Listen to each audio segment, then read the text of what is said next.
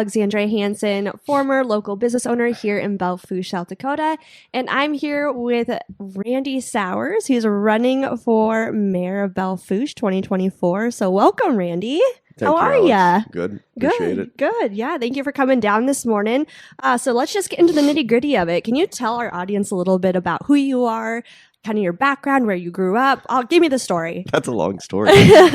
So born here, raised here. My dad had a business here as a garbage company. He took over for his dad at a very young age because his dad passed away at a pretty young age, and ran that for 24 years. He sold it, and which was sad to me because I've always wanted to be in business with my dad, and especially the garbage business. As a young boy, I dreamed of that. Worked for the company he sold to for a little while, took a year off, went and studied to be a dry cleaner, decided Belle Fourche needed a dry cleaner, wanted to invest in his hometown community. So he built a dry cleaner here. Had to grow or die, so he grew to spearfish and sturgis, and then, And then when I joined him in 2015, I worked for him for 2 years and became an owner in 2017, and have owned and operated with him for the remaining years. And we grew to Rapid City, in 2 different locations down there, one dry cleaning plant, one laundromat. And we're not well off enough to buy good businesses, so we buy ones that are dying and have to work to bring them back to life. So that's our business model. I love that. After high school, I worked at Hoseth Auto for a little while. I worked at my uncle's place. I worked at Southside Standard as a full service attendant down there. From the ages of 14 to 18. So wow. I had a job at a young age, and Vern was one of the most difficult bosses I've ever worked for. At that time, I would have a bad name for him. But he taught me a lot, like looking back now with maturity, I can see that he was calling me forth out of a teenager kind of laziness, you might say, or a teenage just apathy and into caring and doing a good job, and how that reflects you as a person. So I viewed that employment actually as one of the more important employments of my history because it taught me how to work in a different way. And then I moved out of here to Aberdeen for 6 years with the intention of going to school, and I went to a little bit of school, but then just started working for a garbage company out there. Got T-boned at an intersection. Full ejection, and needed full-time care for a year after that. So my sister took me in Brookings, so I moved to Brookings. And then I did a year of college in Brookings, and met my wife. And since I met her, I had no other reason to go to college anymore. So I brought her home and started a family. And I got some great advice about, like, you want to be in your hometown, when you're raising a family, because you have connections, people know you, Mm-hmm. and people know you both good and bad, right? They know both sides of it, but at least you're known. And, when you're applying for a job, yeah, people know one thing or the other, at least, instead of just neutral. And it also just the connectivity to be around people and to establish deeper roots, mm-hmm. Through family members, through friends, and through relationships you develop. And that was important to me, and it made a lot of sense to me. And so that is why I moved back home. And there was hope that I would go into business with my dad, but it wasn't a for sure thing at that point by any means. So then I worked a couple jobs back here before I got the opportunity to work for Dad. And that's where I've been ever since, and I've thoroughly enjoyed it. It's very challenging. I love the struggle of business, the competition aspect of it, building something, working with my dad, the freedom to take my children with me when I want to. Mm-hmm. The freedom to run for office. And even when I ran for office, like I felt called to do that. It isn't something that I naturally want to do. Mm-hmm. It's something that I feel is being placed upon me and a calling. And that's why I ran the first time for city council. And when I get into a job, I want to do the best job that I possibly can. And am I going to make mistakes? Yeah. But I try to correct on those mistakes. I know that I'm going to make mistakes. I'm humble enough to know that. And then try to fix those and move forward and grow, and as a person and as a leader, and in these phases. So why I'm running for mayor is that I feel that this is the next step in the evolution. I feel that I bring leadership qualities to the table and experience from being on council, and all the things that I've gotten moving on council, I like to see continue moving in the mayor's seat. And I feel that I can provide a leadership and a direction and communication and a vision for the city of Belle Fourche to continue that city moving forward. And I would like to facilitate that if the public views that I would be the right person to facilitate that vision and communication to move us forward. Yeah. Can you tell us a little bit about your council experience? How long have you been on the council? What have you gotten accomplished with the council? The highlights, the lowlights. Give us the scoop on that. It's been a very active term of 3 years, or almost 3 years. But feels like 6. In council years, I think I'm on 9. Monty Talkington's on about 45, I think. For sure. One of the better things I feel that I thoroughly enjoy personally is some of the relationships I've established from being on council. Monty Talkington and I do not agree on everything. We see things from a different perspective, but we've always respected each other. He's always respected me, and he's always been honest with me, and he's always shot me straight. You know, like if he says this, you can take it to the bank. Yeah. And he knows that about me too, and that's something I deeply appreciate about him and other council members that I feel the same way about. That if you say this, then you know it to be true. And that's what I've always tried to be as a person, right? Like what you see is what you get. There was a time in my life in Aberdeen where I was not that person. And it required a deep conversion in me and a deep desire to be different than what I had been. And I just can't stomach that kind of life anymore. And so what you see is what you get. With that, when I take on a job, I want to do the best job possible. And so one of the first things that I had discovered was just our finance office was a mess in a sense. And some of that was, and when I say a mess, I do not mean corrupt. It was just a mess. And I think that was long-standing. It isn't any condemnation on the current or previous. I think this has been for years. And through some of my resources, who know more about finance than me, one of the things I think is a strength of mine is I know where I'm stupid, and so I try to put smart people around me to give me the education I need to see these things. I mean, when we went to it was me and Derek Earhart. We went to Pier for the municipal league training, and we found out all kinds of things on the finances. And it's like, well, this isn't being done. This isn't being done. This isn't done. This isn't on time. That's not on time. And so I started pushing quite a bit hard, because if I have the information and I don't share it, and if I don't do anything with it, then I think that's a place of pride that I'm holding back from the community, and that's not my job. And, you know, the job is transparency and to try to do a great job of what we're doing. And so the first kind of real push is getting the finance situation taken care of. And I feel that we now just employed Casey Peterson to do our audit for this year. And I feel like that's kind of like the final step into getting the finances where they needed to be. And we've had 2 not great audits the last 2 years because of where we were. The audits reflect that we weren't in a great spot of just keeping track of our books and how we do that. Being organized. Yeah, we're organized in that. So that I feel is one of my bigger accomplishments, is just getting the finance office, helping facilitate getting that back to the place. Jason Lafayette stepped up to the plate when he was kind of left holding the bag, and has done a great job of orchestrating that too. But in the beginning, it was the questions being asked and facilitating that to happen. One of the other things I got on the CIP intentionally for like now was the well number 3 out at Hat Ranch. And that is for the city, because 80% or 67%, I think, of our water comes from our gallery in Spearfish. And the other 2 wells can't maintain if we need to work on that well. And the water line going to that gallery is 110 years old, 5 miles of it is, and it should be updated. But if we are down that well, we won't be able to upkeep. And so we need another well. And that is the ideal spot, because when they built Hat Ranch and when they did all that work, they built a line down to our main line so that you can put in a well and it's all plumbed. It's ready to go. And so that was some good planning in the past about getting that ready for that place. I had to fight a little bit to get that on the CIP for now instead of later down the road. Always planning for the future. Yeah. We need to, I mean, I don't think the city of Belle Fourche has been very good about, we're very reactive to things, and we're pretty decent at reacting.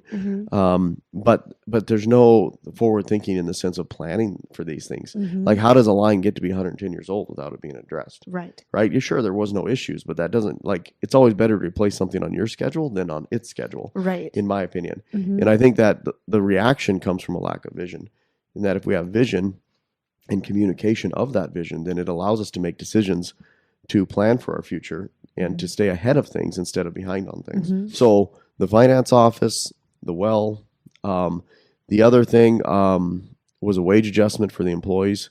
And that can go both ways. I can see the citizens' point of view where they feel that they might be overpaid, but when you do the research on it and look at a comparison, which I was ahead of that Mhm. curve. I mean, it took 2 years to get that done, and when you compare to our local area, they were not getting paid competitively, right? In a lot of positions, some were, some weren't, Mhm. and we needed to bring that up to being competitive so that we had good employees, we had long-term employees, less turnover, better culture, better environment, Mhm. all those things. And it starts there. And so, but from the citizens' point of view, I can understand where they'd be like, well, they're making a lot more money than others. And it's like, well, they're in a market where they're competing for, unfortunately, if Belle Fourche didn't live 10 miles from Spearfish, we wouldn't have to compete with them. But that's Right. where we stand, and we do have to compete with employees for them. Mhm. And so we need to be competitive in that market. So I was happy to do that. For the employees, and I was happy to dig into that. The other thing, at the same time, I didn't feel that you could give a raise to employees without also removing taxes from the citizens. And so I was on the forefront of also, we not only did we not raise taxes, but we dropped them 100,000. And I don't know if the citizens know this, but when you drop what you're taking in taxes and property taxes, which is last year was a 1.6 million, so that's the only amount of taxes, property taxes, the city gets. Mhm. And it's the smallest portion of your taxes. The school is the most, then the county is the second most, and then the city is the third most, because we only have a $1.6 million budget. Right. But once you drop that down to 1.6, you drop 100,000 off. You're only allowed to raise that so much. Mhm. So it's a dangerous. It can be a risky deal to drop taxes because you can't. It's not like, well, we need that 100,000 this year, so you can't do it that way. Like once you drop it, you're only incremental coming back. Right. But I thought that was important to do for the citizens. If we're going to give the employees a raise and make them competitive, then we should drop our property taxes as well. Mhm. You know, and that was one of the things I was on the forefronts of. The other side of things was the city administrator. I started pushing for that as soon as I got into office. I arranged meetings with a person I knew that was in a very similar position, and with council members to try to answer any questions, because that's a new position for Belle Fourche. And there was a lot of people that were against it, and a lot of people because they didn't know what it was and how it would work. Mhm. And so I brought this person in just because it is literally the only person I knew in that field, and there's quorum issues, so you could never meet in a meeting like that. So I would meet with 2 or 3 of them, and this person, they'd ask questions, they would ask, what their issues were with that position. And I mean, I had, I think, 3 or 4 of those meetings, right, which took a lot of time, and that, I think, spurred the city to see that, yeah, this would be a good move for the city. It spurred the council into seeing that, and then into getting that position. And once we got that position, Bob Nelson did an incredible job, and if it wasn't for his dad's failing health, I think he would still be here. Like, that's just the reality of things. And our thoughts and prayers go out to Bob and his family Of course. for that, because that's a difficult place to be. Yeah. And so, but with that, he left an indelible mark, I think, on Belle Fourche with that first city administrator, and the way that he was able to orchestrate, communication between the citizens and the city, and even between the city and itself, like the directors, the employees, and all that. Mhm. I think it was a great move by the city, and I think the citizens could see that as things were getting done Mhm. in a well orchestrated manner. There was like a plan and a thought behind things. There was follow through. Yeah, Mhm. and so I view as one of my biggest accomplishments was getting that done. And any of the directors would say that Bob did a great job. Mhm. Any of the heads of department, I should say, and that they learned a lot from him, Mhm. and his connections. They still have those connections because of him. And so that's where I feel that was one of my bigger accomplishments as well. The other one, now I wasn't the leader on this, but I did stand behind it and support it, which was the privatization of the liquor store. Mhm. I am about facilitating business growth in Belle Mhm. Fourche. I think that healthy businesses create healthy communities, Mhm. right? Or healthy communities have healthy businesses, kind of the chicken and the egg thing, Mhm. right? So what can the city do to help facilitate business growth in Belle Fourche? Well, one, they can stop competing with it. Mhm. Okay. And when you privatize the liquor store, right, that gave an opportunity, one, for the employees of the liquor store. They were given opportunities to work for these companies that came in and took over. Okay. A competitive market, which was a very competitive wage market Mhm. that these companies brought. But now you have 3 companies that are growing and expanding and investing money into the city of Belle Fourche that were Which is huge. Yeah. huge, right? Anytime a business can make more money, it allows them to give more to donations, more to your boards, okay, more to your school and in all these other areas. But it also allows them to give more in tax revenue, right? And then the city, like if we're generating a great sales tax revenue, there's less we have to do to get the money we need to run. More businesses means more growth and more opportunity for the people of Belle Fourche. Yeah, absolutely. And that's where, you know, I haven't seen this in the city of Belle Fourche, right? I would like, if I was elected mayor, like I would like to start going with the chamber, with the director of the chamber, director of economic development, a couple council members, city administrator, and go to business. What do we need to do to help facilitate growth? To work as a team. To bring us together. To what do we need to do? You know, I had heard that Lynn's would be built 9 years ago. Their new store would be built if they had city support. That is a rumor I've heard.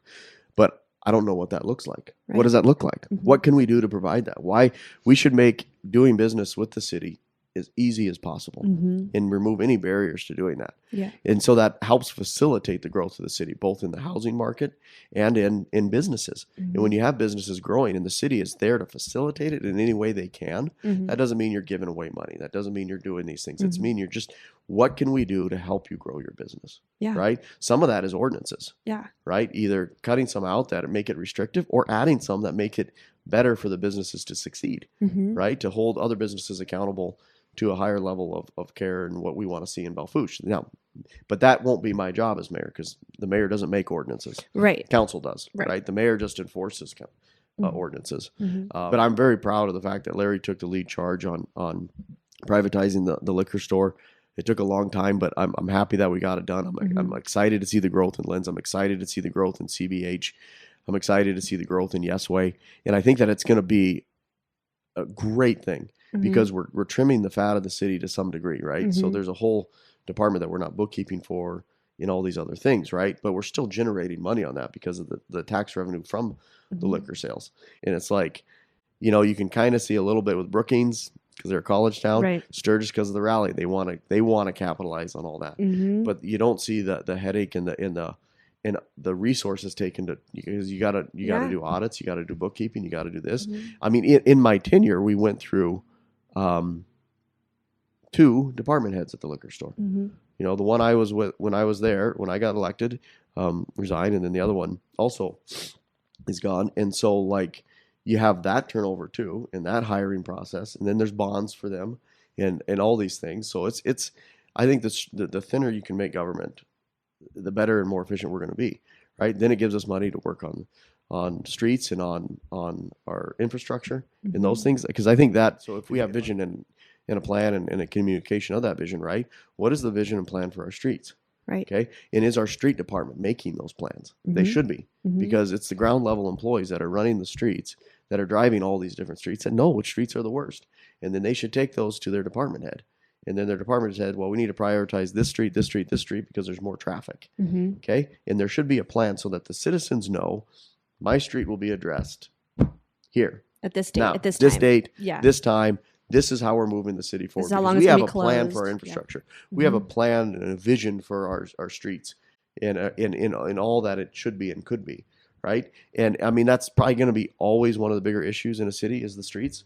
And it's hard to keep up on, but you got to do it. And I think you need to dedicate a lot of your resources to maintaining streets, because everybody drives on the streets. And everybody will complain about a bad street. Yep. Right? I mean, nobody likes that. So I think that's something I would like to see happen in the future. It's not something I was able to get accomplished in this term. And on a certain level, it's really not the council's role. Right. In my opinion. Council's role is the checkbook, right? Expenditures. The council's role is making ordinance. Okay. The council's role, paying the bills, you know, which is part of that, but their role is not the enforcement of the ordinances. Their role is not to create a plan. Like, they need to approve a plan. Like, a plan should be presented. This is where I'd like to see the city go. This is where I'd like to see things done.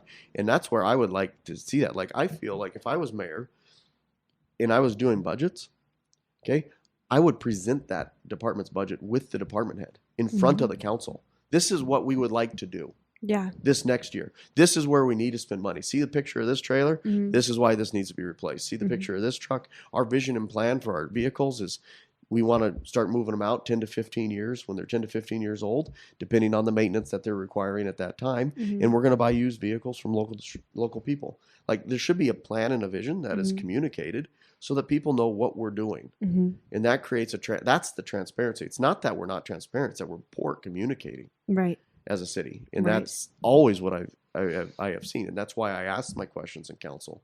That's why I try to give a story and a background to what some line items are that I know. It's impossible for one council member to stay on top of every agenda item. Mhm. But that's why there's 8 of them. Mhm. And they should be sharing that load and dispersing that load, Mhm. right? To take these on as a communication port for the Mhm. city. Mhm. And that's where just the things that I'm kind of impassioned about on those things is facilitating business growth. How can the city do this? How can we unite Mhm. in doing that as a city? I mean, that means everybody, right? City employees, the different boards, the different groups, getting them all together. Which Yeah. that beautifully leads me into my next segue, almost into the next question, which is perfect. Is what is your leadership style, and how are you going to use that to propel Belle Fourche forward and to implement your plans for the future?